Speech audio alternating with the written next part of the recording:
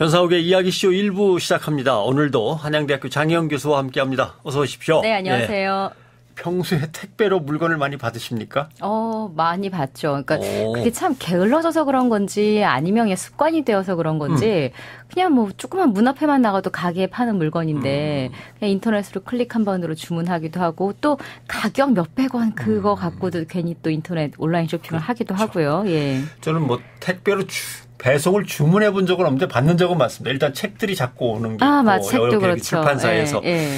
자, 그리고 이제 추석도 앞두고 있으니까 자꾸 주소를 물어보는 사람들이 있어요. 그랬고, 뭐 됐습니다 하는 것도 있는데 또 예를 들면 뭐 잘 아는 출판사들 글을 쓰던 출판사나 뭐 오랜 이 지인들 뭐 이런 것들은 그래 하고 뭐 이런 것도 있는데 자 이제는 뭐 택배하고 관련이 있을 날짜가 다가오네요. 그러고 보니까. 맞아요. 아니 특히 명절 때 되면 저도 이제 아파트에 사는데 1층 경비실 앞에 택배 물건이 한 평소보다 서너 배 이렇게 쌓여 있어요. 근데 그게 보기에도 안 좋고 또 경비실 아저씨들도 힘들어 보이지만 또 택배 기사님들은 어떨까 이런 걱정도 되는데 아이고, 마음 바빠지면 또 길을 갖다 오고 가시는 분들이니까 사고 날 수 있으니까 조심해야 돼요. 맞아요. 자. 그래서 또 특히나 요즘 택배 기사들 어떤 고용 형태나 수입 구조나 이런 전반적인 고용 시스템에 대한 또 생각을 좀 많이 하게 되는 것 같고요. 그래서 그 부분에 대해서 좀 저희가 이야기를 해봐야겠죠. 네. 일부 이 사람이 사는 법의 주인공은 그래서 택배 기사입니다. 택배 연대 노조의 김태환 위원장을 오늘 이 자리에 모셨습니다. 김 위원장님 어서 오십시오. 어서 반갑습니다. 반갑습니다. 전국 택배 연대 노동조합. 네. 이렇게 돼 있군요. 그러면 연맹으로 치면 어디에 소속이 됩니까? 서비스 연맹. 서비스 연맹으로. 근데 택배가 노조가 있을 수 있나요? 그 현실적으로? 그 법적으로는 지금 보호받고 있지 못하고 임의단체 형식으로 있는 거죠. 임의단체 형식으로.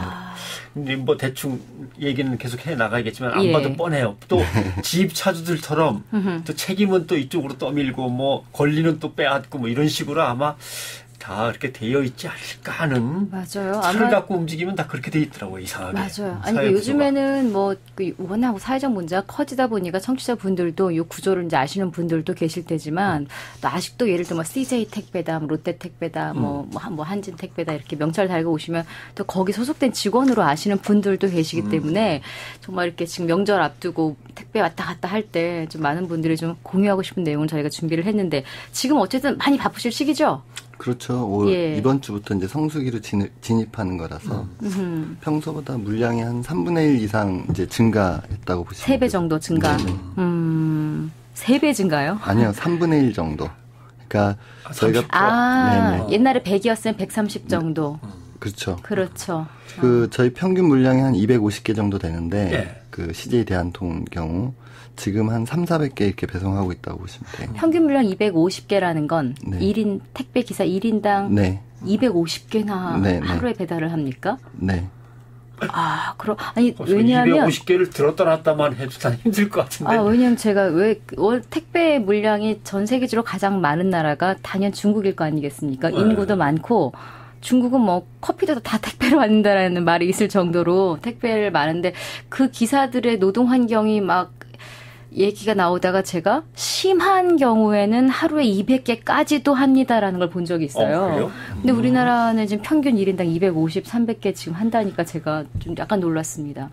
현실적으로는 가능하니까 하시는 건가요? 아니면 좀 어떻게 억지로 하고 계신 건가요?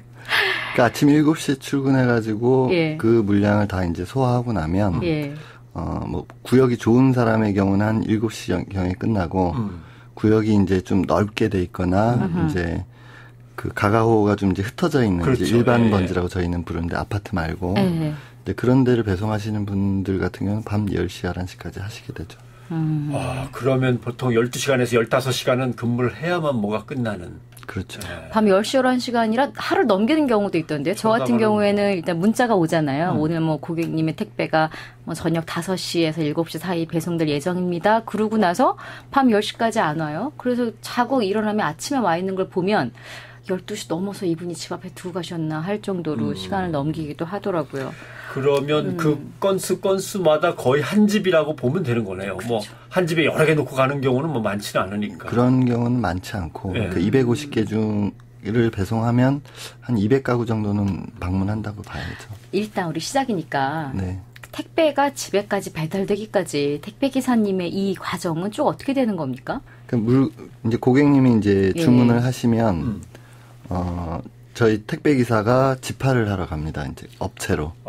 그래서 그 물량을 이제 저희가 집하를 해 와서 저희 지역에 있는 터미널을 이제 서브 터미널이라 그래요. 예. 그 서브 터미널에 가면 11톤차 큰 차가 있어요. 트레일러 큰 거. 네네. 거기다가 이제 상차를 해요. 그러면은 그 11톤차 큰 차는 이제 저희는 간선차라고 불러요. 네. 그럼 그 간선차가 허브라 그래가지고 대전, 옥천, 용인 이런 데 이제 물류단지가 있어요. 거기 이제 허브 터미널에 이제 가져가면 그 허브 터미널에서 분류하는 거죠. 전국으로. 주소별로. 네. 그래서 전국으로 다시 흩어지면 거기서 다시 또 11톤 차를 가지고 지역에 있는 서브 터미널로 오면 요 과정까지가 이제 밤이에요. 새벽에 벌어지는 거고. 새벽에. 그래서 한 아침 7시에 저희가 출근하면 그 11톤 차가 이제 오기 시작을 하는 거죠. 네. 네. 그러면 이제 그걸 분류해가지고 오전 내도록 이제 저희가 분류하고 이제 오후 시간대 이제 빠르면 12시, 늦으면 한 2시경에 이제 배송을 출발을 하는 거죠. 주문 들어온 물건을 모아서 갖고 오는 것, 그걸 분류해갖고 다시 실어가지고 또 각 서브로 보내는 것, 허브로. 그럼 거기서 다시 이제 찾아가지고 또 집집 배달을 하는 것. 그러니까 허브에서 다시 11톤 차가 서브로 다시 오는 거죠. 서브로 다시 와야 되고. 그럼 결론적으로 저희가 이제 만나는 택배 기사님들은 우리 지금 여기 CBS 목동이라 그러면 목동 지역에 있는 허브 터미널 어딘가에 가서 서브 터미널 어딘가에 가서 기사님들이 이 지역에 해당되는 나의 지역구에 해당되는 물건을 싹 내 차에 실어가지고 집집마다 나눠주면 오늘 일과가 끝. 네네. 거의 한 4단계 정도 되는 것 같은데 그게 다 택배 기사라고 부르는 직종입니까? 그러니까 저희 기사를 중심으로 보게 되면은 이제 분류 작업하고 배송하고 업체 가서 집하하고 그리고 사업소에 들어가서 이제 상차하고 업무가 끝나는 거예요. 그리고 이런 이 작업을 하는 이제 지역에 있는 그 택배 기사가 있고, 그리고 각 그 터미널마다 상하차 하는 사람들이 있어요. 차에서 내리고 싣고 와요. 그 11톤 차에 짐을 실어 넣고 또 그 레일 위에다가 얹어주는 이제 상하차 작업하는 아르바이트생들 이 사람들이 있고, 이 사람들은 이제 비정규직이고, 그리고 그 11톤 차를 움직이는 그 간선차 그 운전하시는 분들 계시고, 그리고 허브 터미널에 가면 또 거기도 이제 상하차 작업하시는 아르바이트 그 비정규직 노동자들이 있는 거죠. 네, 지난번에 문제가 된 거 보니까 상하차 알바는 있긴 있는데 실제로 택배 기사들이 상하차도 다 하셔야 된다는 거 아니에요? 그 허브 터미널에는 상하차 알바 하시는 분들이 다 하고, 그 서브 터미널 가면은 비용 감축을 위해서 그 한 명씩을 줄여요. 인력을. 그러면 이제 인력에 손이 딸리니까 저희 기사들한테 이제 하라고 이제 시키는 거죠. 그렇죠. 기사분들 입장에서는 빨리 집하가 빨리 배달하고 일이 끝나니까. 분류 작업 빨리 끝내려고 기다리느니 그렇죠. 그럼 알바는 했으니까 돈을 받지만 상하차 작업에 대해서 택배 기사분들은 못 받죠. 못 받고. 그 어떻게 됩니까? 기사분들이 뭐 택배 개당 얼마씩 받는다 이렇게 들은 것은 같은데요. 그 회사에서 이제 기사와 이제 대리점 몫으로 한 개당 800원 정도 잡아놔요. 800원. 네. 그럼 거기서 대리점 수수료 빼고 나면 기사들 입장에서는 한 600원에서 그 700원 그 사이로 이제 돈을 받게 되는 거죠. 근데 이 대리점 수수료가 또 대리점마다 다 달라요. 그래서 많이 떼는 데 가면은 이제 500원대로 이제 떨어지게 되죠. 그러면 지금 말씀 나온 거 다시 정리하면 택배 회사가 있는 거고, 택배 회사에 그럼 지역 대리점이 또 있는 겁니까? 그러면 택배 기사분들은 여기 소속이 대리점 소속입니까? 본사 뭐 택배 회사 소속입니까? 그 회사랑 직계약으로 돼 있는 사람들도 있고, 그리고 대리점 소속으로 들어가 있는 사람들도 있고. 인원으로 따지면 어느 부분이 더 많아요? 지금은 대리점 소속이 훨씬 많죠. 그럼 저희가 일반적으로 아파트에서 마주치게 되는 분들은 거의 다 대리점 소속이겠네요. 그렇죠. 직계약돼 있는 분들도 계시는데 대리점 소속이 더 많죠. 그러면 어쨌든 그 물건을 그 서브 터미널에서 가져다가 저희 집 아파트에 주차를 하시고 엘리베이터를 타고 집 앞까지 갖다 주고 내려가시는데 7,800원. 200개 평균 잡으면 27, 14 하루에 14만 원에서 그죠 16만 원. 하루 종일 일하시고. 이렇게 되면 시간당 얼마 최저임금 한 달에 일하는 일수는 어떻게 되십니까? 25일이요. 25일. 예, 그래서 저희가 이걸 설문조사를 해가지고 이제 평균치를 잡아봤는데 작년 12월에 그 통계치를 저희가 내본 거예요. 그때 비용 빼고 순수하게 가져가는 평균이 한 320 정도 되더라고요. 320. 예. 그런데 12시간에서 15시간 일하는 거에 320이면 그래서 최저임금보다 거의 한 20만 원 더 버는 건데 요번 최저임금이 많이 올랐잖아요. 예. 그러니까 내년부터는 이제 최저임금보다 안 되는 거죠. 이대로 받는다면 최저임금도 못 되는. 근데 가면서 뭐 여쭤볼수록 새로운 것들이 나와서 비용이라고 하는 거는 기름값도 들어가고 그러는 겁니까? 식대, 기름값, 뭐 차량 유지 관리비, 차량 보험, 그 화물차, 그 1톤 차가 화물차이기 때문에 차량 보험이 되게 세요. 100만 원이 다 넘어가거든요. 그러면은 이제 그걸 12개월치로 나오면 한 10만 원씩 계속 내야 되는 거고. 그 다음에 부가세 빠져야 되고, 그 다음에 그 대리점 수수료 빠져야 되고. 그래서 그 전산상에 한 명의 택배기사가 이제 배송해서 수익을 쭉 내는 걸 보면 평균적으로 한 500 정도씩 찍혀요. 네. 근데 거기서 비용을 빼면 평균적으로 한 300 정도 벌어간다 이렇게 보시면 되죠. 그러니까 그 택배 개당 몇백 원 말고는 모든 비용은 다 개인 부담으로 되는 거군요. 네네. 전형적인 화물연대 사건 때 지입차주하고 뭐 비슷한 모습인 것 같긴 하네요. 택배 기사라는 그 직업이 특수고용 노동자로 좀 되어 있어서 아까 말씀하신 대로 합법적으로 노조 설립이 지금 문제가 조금 있는 거고 이 부분에 대해서 기자회견도 하시고 최근에 계속 뭐 한 몇 달 동안 제가 쭉 기사를 읽어봤는데 노력을 하고 계신데 이 노조가 필요하다라고 생각을 하시는 가장 큰 이유가 어디 있을까요? 저희 일 하시는 분들이 처음 출발할 때 내가 장사를 하겠다는 목적 갖고 시작한 분은 거의 없어요.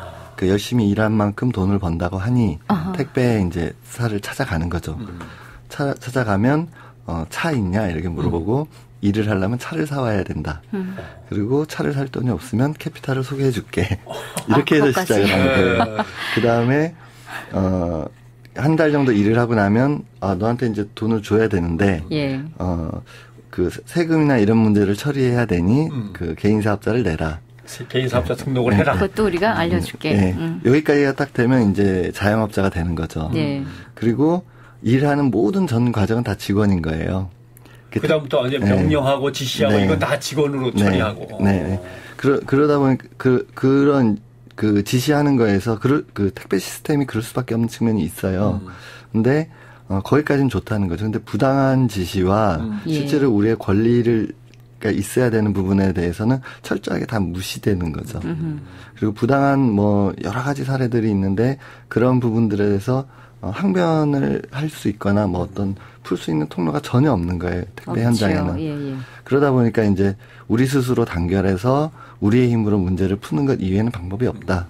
그래서 사람들이 이제 임의단체라도 노동조합을 만들어서 우리 시작을 하자라는 거고, 요번에 이제 문재인 정부가 들어서면서 그러면 이거를 법적인 보호를 받는 노동조합으로 한번 해보자, 이렇게 지금 추진하고 있는 중이죠. 그러면 예를 들면 대리점 양천 대리점 소속이시다라고 하면 계약 기간이 얼마입니까?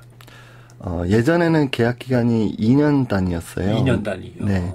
근데 작년부터인가 그 회사와 대리점 계약 관계, 그다음에 회사와 택배기사 바로 직계약하는 이 택배기사의 계약 관계가 1년 단위로 다 변경되고 있어요. 최근에. 그 이유는 이제 뭐냐면 본사에서 대리점을 사실상 만들어 놓은 것이 관리 역할을 하고 책임을 떠넘기려고 만들어 놓은 건데 2년을 해놓으니까 자꾸 덤비는 거죠. 그래서 1년을 해놓으면은 재계약이 해 단위로 떨어지게 되니까 사실상 회사에 대드는 수 있는 기간이 몇 개월 없는 거예요. 좀만 싸우다 보면 바로 계약 종료되고 해지되면은 뭐 계약 해지되면 끝이네. 그럴 수도 있고 변 선배님, 변 기자님 말씀하신 대로 화물연대 이런 것처럼 전형적인 이렇게 뭐 일은 똑같이 시키면서 문제 있을 때 책임은 다 계약 관계에 따라서 너희가 알아서 하는 개인 사업자잖아. 뭐 싫으면 관두고 뭐 이렇게 돼버리는. 그러니까 제가 어느 순간 택배에 대해 관심을 언제 계기가 뭐냐면 택배기사님들이 힘들다는 이야기를 들으니 어느 순간부터 택배기사님들의 물건이 늦어지거나 이럴 때 제가 컴플레인을 못하고 네, 조심해서 오세요. 늦어도 제가 이렇게 이들을 위하고 있는 문자를 보내는 거예요. 근데 그러면서 어느 날 이게 제가 뭐 착해서 이런 게 아니고 왜 우리가 이런 환경에 살고 있지? 이런 문자를 안 보내도 될 만큼 무언가 되어 있으면 저도 컴플레인 할 수 있잖아요. 5시에 온다는데 왜 9시에 옵니까? 근데 컴플레인을 하기에는 이분들이 더 안쓰럽다는 생각이 드는 거예요. 근데 이게 현실적으로 부당하다는 생각이 문득 들면서 이게 택배 기사와 고객 간 접점 여기서의 문제로 해결될 것이 아니라 구조적인 문제 해결이 되면 다 공정한 서비스를 받고 택배 비용을 내고 뭐 이렇게 하는 걸 텐데라는 생각을 좀 하게 됐어요. 그리고 나서 이제 아파트 택배 문제에 이제 관심을 갖고 이제 그 아래 계신 분들하고도 이야기를 해봤더니 명절에 심지어 저희 집 택배 기사님은 일을 그만두셨어요. 이 업무 스트레스 때문에. 예. 참 그 삭막하다라는 생각이 들더라고요. 그리고 워낙 또 열악한 이런 현실들이 보이니까 그래서 저희도 오늘 좀 모시는 김에 억울한 이야기 좀 다 들어보고 싶어서 또 어떤 부당한 것들이 있는지. 예. 예. 식사는 어떻게 하세요? 식사를 제때 거의 못하죠. 그러게요. 거리가 있는데 빨리 가야 되는데 그러니까 그게 점심때 맞을 리가 없고. 그러니까 아침 7시에 출근을 하니까 아침 7시 출근하려면은 집에서 보통 5시 반에서 6시에는 일어나야 되는데 예. 그때 밥을 할 수가 없잖아요. 그렇죠. 예. 그다음에 도시락을 싼다는 건 더 있을 수가 없는 거고. 네. 그러면 이제 그 7시에 가서 분류 작업하는 시간에 간선 차량들이 늦게 와요. 계속 이어져서 오는 게 아니라 중간중간에 시간이 뜨는 시간인데 그때 이제 편의점에서 뭐 사발면을 먹던가 이런 걸로 간단히 때우는 거죠.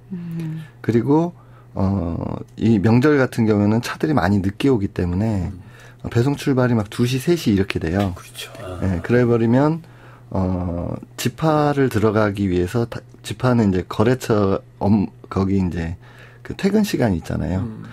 그 다 직장들이니까. 그래서 예. 그 시간에 맞추려면 적어도 6시 전에는 배송이 끝나야 된다는 거죠. 그럼 다 3시간, 4시간 만에 배송을 끝내야 되니까 밥을 못 먹는 거죠. 그렇다고 예를 들면 저희 같이 사무직은 뭐 일이 밀릴 때는 새벽에 나올 때도 있지만 한 손에 바나나 들고 먹어가면서 뭐 두들기기라도 하는데 뭐 두 손으로 나르고 정신없이 뛰어다니셔야 되는 분들은 그것도 안 될 것이고. 그래서 차분하게 앉아서 뭐 밥을 제대로 한 끼를 제대로 먹는 거는 이제 퇴근하고 집에 가서 네. 그 폭식을 하는 거죠. 힘드니까. 네. 그리고 뭐 중간에 이제 너무 배가 고프고 허기지고 힘이 없다, 기운 떨어진다 그러면 오래 하신 분들은 그 증상이 뭔지를 알아요. 근데 힘들다 그러면 바로 이제 가게 가갖고 빵 쪼가리를 하나 먹는 거죠. 그게 당 떨어지는 거거든요. 무슨 말씀이신지 대충 짐작할까요? 택배를 이렇게 배송하시다 보면은 예를 들어 파손되는 경우도 있을 수 있고 뭔가 문제가 생겼을 때 그 부분도 택배기사 분들이 다 책임을 지는 것 같더라고요. 네, 맞습니다. 그러면 예를 들어 800원 받는 택배에 예를 들어 뭐 물건이 몇만 원짜리다. 그럼 몇만 원을 다 기사님이 그냥 보상하는. 네. 네.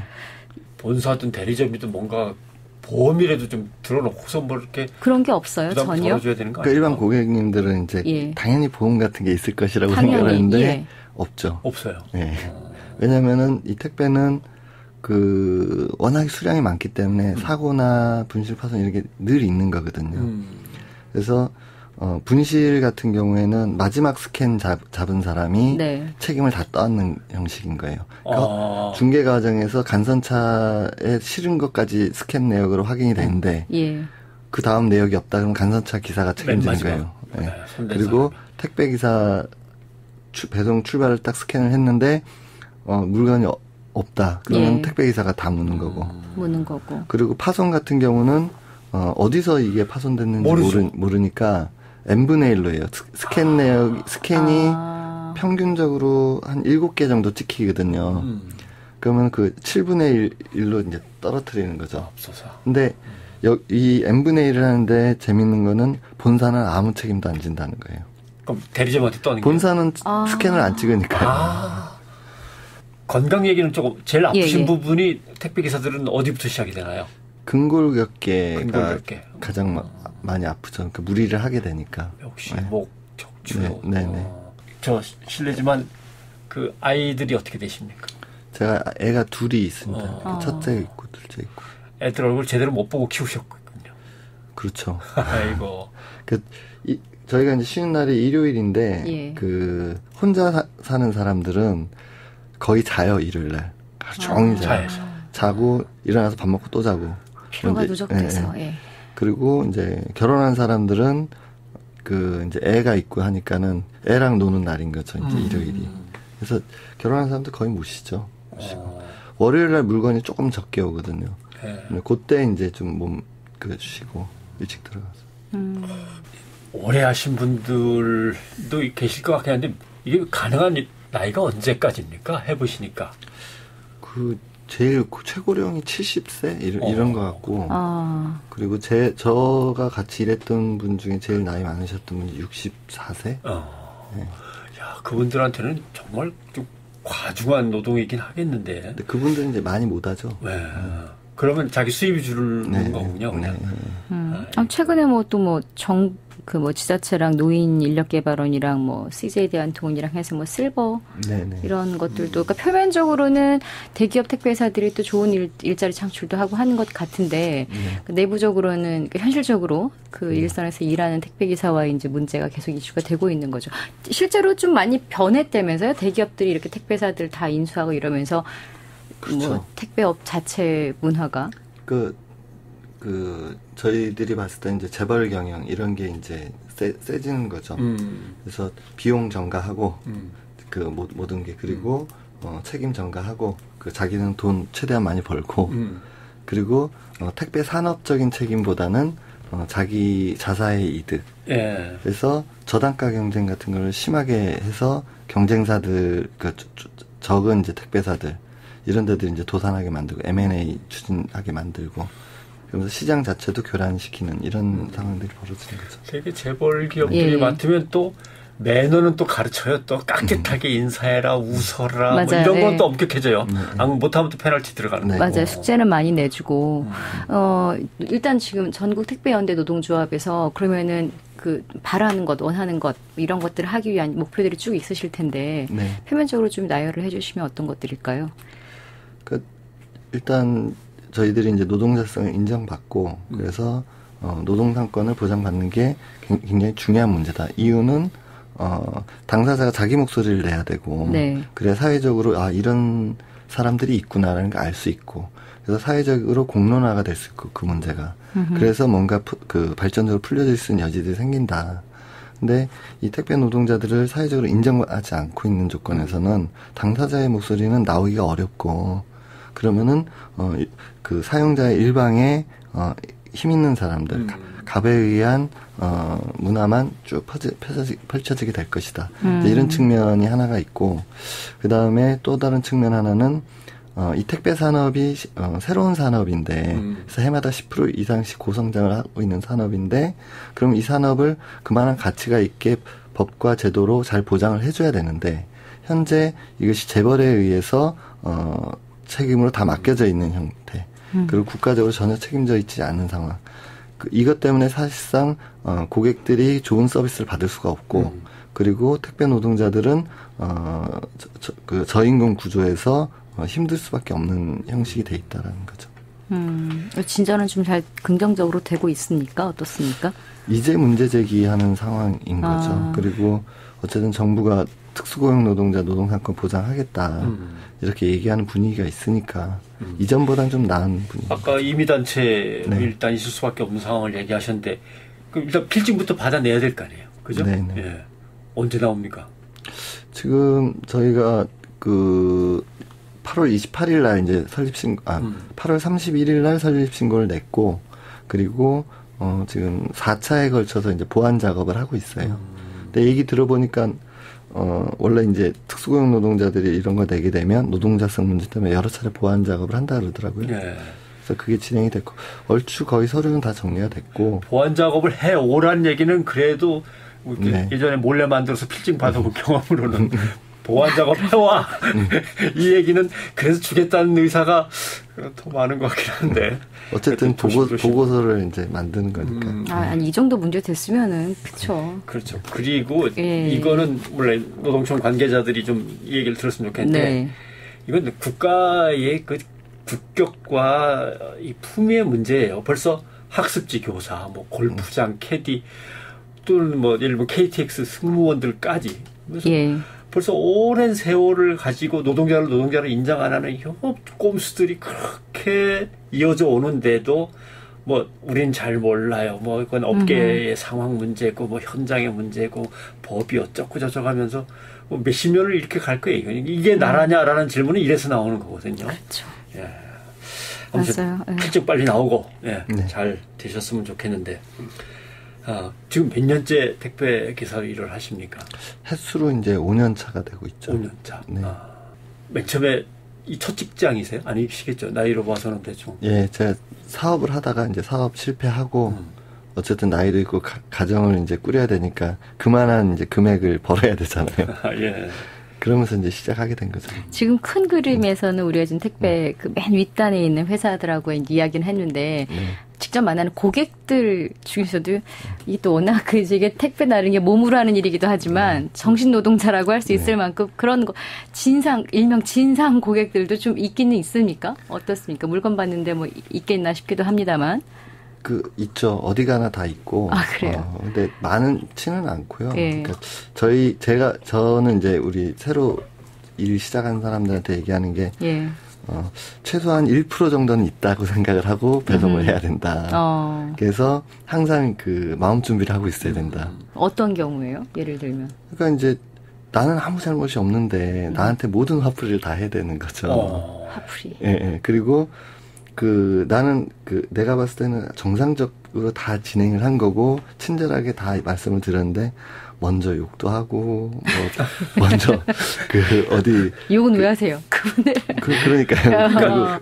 그냥 걸려만 봐. 그냥 하면서 이게 분이 좀 있으셨던 모양이에요. 근데 이걸 마음 준비를 안 하고 있으면, 바로 반응을 하게 되잖아요. 사람이다 보니까. 네. 그럼 고객한테 소리를 지르면? 그렇죠. 그러면은, 이거는 결국에는 이제, 제 피해를 다 들어오는 거기 때문에 마음 준비를 하고 있어야 돼요. 이런 상황이 온다는 느낌이 있다 보면은 이제 더 친절하게 하고 오늘 이제 그 1% 되는 사람을 만났구나 이렇게 생각하고 넘어가면 이제 잘 지나가게 되는 거죠. 네. 그래서 저는 택배 시스템 고객 문제와 관련해 갖고는 이제 고객들이 이제 택배가 불친절하다, 뭐 택배 기사들 얼굴을 본 적이 없다, 이제 이렇게 얘기하는 경우가 많은데. 네. 저는 오히려 이 문제가 더 심각한 문제라고 보는 거죠. 그 서비스 산업이기 때문에 서비스 차원을 봤을 때. 그리고 택배 기사들은 왜 이렇게 하느냐. 이건 뭐냐면은 아까 말씀드렸던 것처럼 6시 전에 배송을 끝내야 집화를 들어갈 수 있기 때문에 충분한 배송 시간이 있어야 되는데 오후 2시, 3시에 회사가 물건 갖다 주고 그 시간 내에 끝내라라고 얘기하면 택배 기사 입장에서는 이걸 마무리를 지어야 되니까 다 던지고 다니는 거죠. 고객 딱딱 놓고 해서 안에서 인기척이 있다. 그러면 바로 물건 놓고 가는 거예요. 때로는 그런 것조차도 할 수 없는 그 환경이 되기도 하거든요. 그리고 때로는 이런 날도 있어요. 예를 들어, 제가 몇 년 전에 추석 명절이었던가 그때한테 4시에 배송이 시작이 됐어요. 그리고 7시까지 집화를 하러 가야 돼요. 3시간 만에 그 당시 한 300개 좀 넘었던 것 같은데 그 물건을 배송한다는 거는 있을 수 없는 일이거든요. 근데 집화를 하려면 차에 물건을 실어야 되잖아요. 차를 어쨌든 비워야 되거든요. 비울 수 있는 만큼. 그래서 3시간 동안 어떻게든 물건을 많이 비우기 위해서 했던 게 요령을 하나 피웠죠. 뭐냐면 아파트 경비원 아저씨한테, 제가 아파트가 한 군데가 있었어요. 경비원 아저씨 사정 얘기하고 다 그냥 내려놓고 문자 보내고 간 거예요. 그래야 일을 끝낼 수가 있으니까. 그리고 물건 다 하시는 거죠. 그리고 고객님들은 왜 얘기도 안 하고 거기다 놨냐 뭐 이런 얘기 쭉 하는데 미안하다고 사정할 수밖에 없죠, 저야. 그렇죠. 근데 택배 시스템 자체가 이렇게 불가피하게 돼 있다라는 거예요. 그러니까 저희가 봤을 때는 1인당 한 150개 정도 배송하고 오전 어쨌든 한 10시, 11시에는 배송이 시작이 되고 이래야 고객님이 없을 수 있잖아요. 우리 맞벌이 하시는 분도 많고, 그러면 고객님을 다 응대하고, 어떻게 해달라면 그거 다 맞춰주고, 이래야 서비스업인 건데, 이것을 불가능한 시스템으로 딱 돼 있는 거죠. 지난 월요일인가, 뭐, 그 전주인가 제가 한 일주일쯤 된 것 같은데, 국회에 그 쉼터 설치법을 김광수 의원이 발의했다라는 뉴스가 나오더라고요. 이제 그의 대상이 주로 대리운전이나 택배 배달하시는 분들이 이제 쉴 곳이 마땅치 않고 차 안에만 계시니까 지자체나 이런 데서 공동 이용 뭐 휴게 시설을 만들어서 이들을 쉬게 하자. 근데 현실적으로 느낌이 이들에게 쉴 시간이 있을까? 저는 이게 먼저 제 말이에요. 그러니까 무언가 그래도 이렇게 움직임이 이들을 배려하는 움직임이 있다라는 건 상당히 긍정적이지만 현실적인 문제부터 해결이 돼야 이후에 필요한 것들도 있는데 좀 문제 의식이 조금 더 깊이 있게 좀 알았으면 좋겠다라는 생각도 좀 상대적으로 들더라고요. 예. 그러니까 세상에서 죄라고 하는 게 별게 아니에요. 내가 이만큼 갖고 싶은데 그냥 요만큼만 갖자라고 하고 그 나머지를 다시 사람들한테 내놓으면 그게 돌고 돌아서 사람들한테 골고루 나눠지면 되는 건데 이만큼 가진 사람은 사실 저만큼 더 갖고 싶어하는 여기서부터 이제 시작인 것 같아요. 예. 예를 들면은 아까 말씀하신 250개, 300개 나눌 배달해야 될 걸 한 최대 한 150, 180에서 끊자. 그럼 사람을 좀 더 고용하고 제 말이. 자기들 이득 좀만 줄이면 되는 건데 그 고용도 좀 안정시키고. 그러려면 180개를 줄이려면 아까 개당 몇백 원 나오는 거 있잖아요. 그 부분도 어느 정도 좀 그 가격이 합리적으로 올라가야 그렇죠. 업하시는 분들도 월 수입이 또 되고 말씀하신 대로요. 예. 그러니까 CJ 대한통운이 평균이 원래는 한 200개 정도 됐어요. 근데 이게 작년 재작년 지나면서 250개로 늘은 거거든요. 이유가 뭐였냐면 택배기사들이 수입이 감소해서 그 수입을 맞추기 위해서 늘어나는 물량을 줄이지 않은 거예요. 더한 거예요, 자기들이. 그러면서 늘어나는 거거든요. 그러니까 왜 그러면은 수입이 줄었냐. CJ 대한통운이 대리점이 전부가 대리점이 아니었어요. 한 절반만 대리점이었고 나머지 절반은 대리점이 아니었단 말이죠. 이걸 다 대리점으로 만들어낸 거죠. 그러니까 이 사람들이 없던 수수료를 더 내야 되는 거예요. 그러니까 그만큼 물량을 더 배송을 하는 거죠, 사람들이. 그러니까 택배기사들이 그 돈을 이제 이렇게 일을 많이 한다고 해서 더 벌 수 있는 그 크기가 한 50에서 80 그 사이예요. 그러니까 더 이상 많이 할 수도 없고. 그렇겠죠. 예. 그러면 그렇기 때문에 사람들이 자기 적정 기준치가 있어요, 금액에. 뭐 예를 들어 내가 뭣도 해야 돼, 뭣도 해야 돼. 그럼 나 한 300 정도는 월급을 받아야 돼. 아니면 나 한 350 정도 벌어야 돼. 그 기준을 놓고 일을 하는 거거든요. 근데 거기서 이제 회사의 경영 정책이 바뀜으로써 줄어버리니까 자기는 더 하는 거예요. 예. 그래서 장시간 노동과 이런 부분들이 이 택배 단가 문제, 회사 정책 문제와 연결돼서 진행이 되는 거거든요. 결국은 주어진 만큼의 시간을 안 주고 빨리 책임지고 해내라고 한다는 것은 건설로 치면은 공기 빨리 안 주고서 완성시키라고 하고 결국 무너지는 거예요, 나중에. 그러면 그게 다 사회적 비용으로 돌아오는 건데. 그렇죠. 택배 기사들도 마찬가지겠죠. 저렇게 아프고 다치고 하다 보면 그게 다시 다 사회적 비용이고 그 가족들이 어려워지면 그것도 사회적 비용이 되는 것인데 국가적으로는. 맞아요. 한편으로는 택배의 맨 마지막 종착지는 일반 우리 국민들이잖아요. 개개인들. 어찌 보면 전 이 중간 과정에 이런 약간 누가 봐도 좀 뭔가 부조리하거나 좀 심하다 싶은 환경이 놓여 있다라는 건 맨 끝단에 있는 우리에 대한 무시하는 거라는 생각도 들어요. 뭐냐 하면 우리가 편리하게 온라인으로 주문하고 당장 내일 택배 받으면 그것만 보면 좋죠. 하지만 우리 국민들이 이 과정이 이렇게 힘들고 무언가 열악하고 부당한 게 있다고 생각하면 누구나 나 하루 늦게 받아도 되니까 그거 조금 더 처우해 주세요 할 만큼의 여유가 좀 있다고 보거든요. 우리 국민들이. 근데 마치 우리가 이들의 이런 부당함을 막 이렇게 감수하고라도 난 하루빨리 받아볼래. 이렇게 우리가 사악한 국민들이 아니잖아요. 그래서 좀 이런 것들을 함께 좀 공유하면서 좀 천천히 좀 이루어졌으면 좋겠다. 이런 생각, 편리함이나 뭐 기술 발전 모든 것들이요. 맞는 말씀이에요. 자, 이거 벌써 시간이 다 돼버렸네요. 이제 어떻게 보면 최고 힘든 시즌이고 최고로 핫한 시즌이 돼버렸습니다. 추석 연휴가 다가오고 있는데 뭐 전체적인 그 연대의 출범이나 뭐 비추어서 국민들께 이 말씀은 좀 드리고 싶습니다. 마지막으로 한다면 어떤 말씀이 있습니까? 그 택배 노동자들이 많은 부당함과 어려움들이 있는데 이들이 이제 자기 목소리를 내지 못하는 가장 큰 이유는 계약 해지의 위협이에요. 그러니까 저희가 노동자로서 인정받지 못하고 그리고 그 대리점 소장 그리고 회사 사장 이들 갑을 병의 관계 속에서 자기 주장을 전혀 못하는 거죠. 법으로 전혀 보호받지 못하고 그렇기 때문에 온갖 부당함을 다 받아도 일을 하고 있다. 그래서 어쨌든 촛불 쭉 있어 왔고, 그리고 그거에 기반해가지고, 정권이 새로 만들어졌고, 노동을 존중하겠다고 이야기하고 있고, 이런 조건에서는 우리 열심히 일하는 우리 택배 노동자들이 노동자로서 법으로 보호를 받을 수 있어야 된다.